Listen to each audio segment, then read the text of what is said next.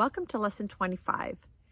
This week is a continuation of last week's concept on heartful generosity. And we're going to continue learning about the dolphin and how it is generous to other species. And the first concept that I would like to introduce or have you introduce is how can we be kind and generous to ourselves and others with our words. The practice of this week is going to be inviting your students to do a walking practice.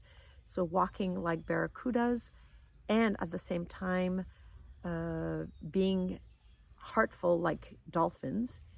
And you're going to be needing to use a bell or the sound of a chime to let your students know that every time you're going to be hitting your bell, that they're invited to go and see someone in the classroom that they might not know or they might not be friends with, and to go and say something kind that they're noticing or they have been noticing about that person. And then when you hit the bell again, they're invited to go and see another student and say something kind, and you can do that 3 or 4 times.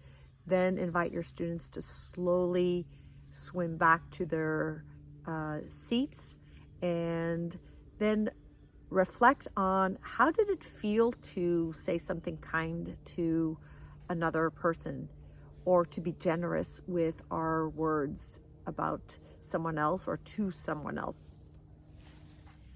Key points to do this well is to have students be moving very slowly, and also to being mindful when they are sharing their thoughts or their kindness to a student, another student.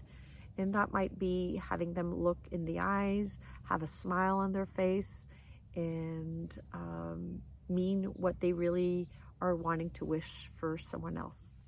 And as a continuation of this practice, you might invite your students to bring this practice at home and maybe introduce the concept of saying something kind to mom or dad or to a sibling.